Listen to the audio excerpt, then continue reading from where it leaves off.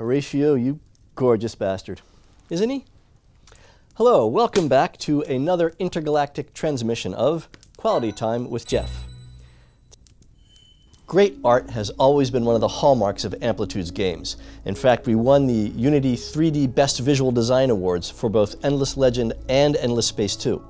So it gives me great pleasure to invite to my cozy little den one of our 3D artists. So he'll be able to talk a little bit about the chain of production of our art assets and also what the artist has to do to add some credibility and believability to these very science fictional and fantastic objects that he works on. So I'd like to show my appreciation, and today I get to show it by interviewing Cedric, who's one of our 3D artists. So welcome to my studio, Cedric, to talk about Amplitude and art. Hi, mon ami. It's nice to see you, Jeff. And I was late because in the art department in Amplitude Studio, we fight together, quivers every morning, and now I have found the time. I'm here.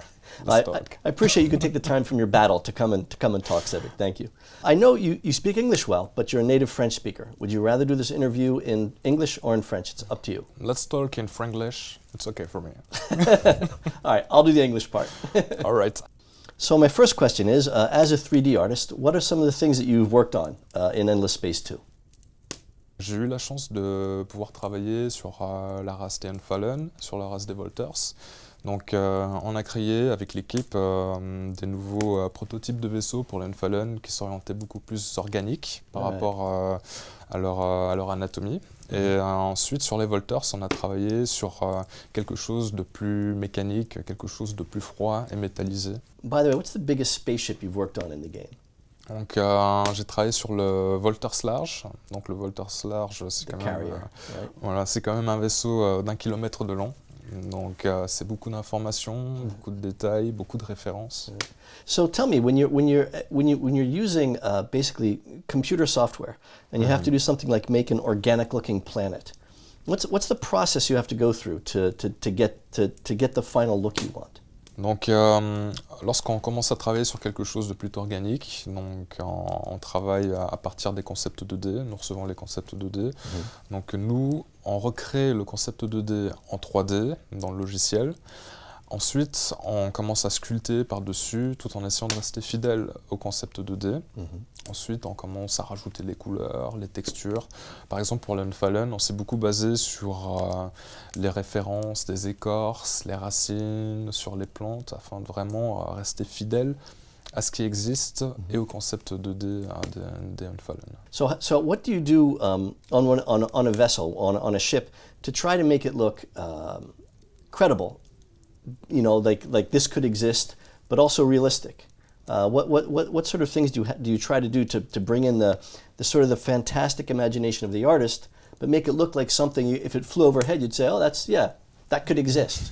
Donc le challenge, lorsqu'on travaille sur les vaisseaux, donc c'est de créer un vaisseau original qui va correspondre à l'univers Endless Space, tout en restant réalistique sur les proportions, sur les matériaux utilisés. Donc, par exemple, pour les Volters, lorsqu'on a commencé à travailler sur les Volters, donc en voulant créer quelque chose d'unique, on s'est beaucoup basé sur ce qui existait déjà aujourd'hui, donc les avions, les navettes spatiales. Donc on a regardé la structure et on a essayé de mélanger ça avec quelque chose de plutôt des vaisseaux, un peu comme dans Star Trek, dans Star Wars ou dans Mass Effect. Donc on a beaucoup de références, tant au niveau jeu vidéo, au niveau film et réaliste, et on essaye de mélanger le tout afin de créer quelque chose qui puisse être intégré à l'univers. Could you explain to me a little bit, explain to all of those of us who don't understand it a little bit, so what happens from 2D to the game? Le processus de création donc, commence d'abord autour d'un brainstorming, ensuite on commence à faire des premières ébauches de concept 2D, et une fois qu'on a établi le concept 2D, on l'envoie auprès des artistes 3D, donc les artistes 3D qui vont venir recréer justement ces vaisseaux, tout en respectant bien les proportions du concept 2D. Les artistes 3D vont aussi rajouter de la matière, la texture sur les vaisseaux.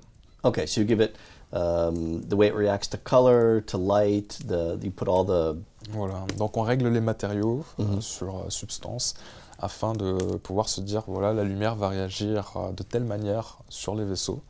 Ensuite, une fois qu'on a établi donc, les textures, et une fois que le modèle est terminé, on l'envoie auprès des animateurs qui vont venir riguer, skinner. Donc c'est l'étape où on vient implémenter un squelette dans le modèle 3D pour pouvoir l'animer après.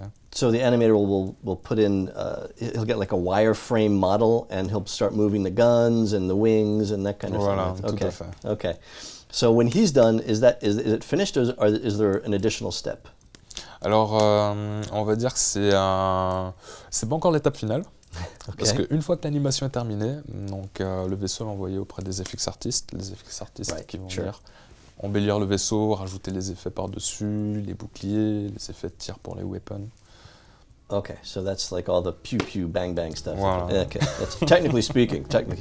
Okay, so there is an explanation of how Amplitude gets its art done. I would say it's amazing art done, but I'm very biased in this. So Cedric, thank you for stopping by to share your experience with us, and hope to see you again here one day. Si aussi. Yeah.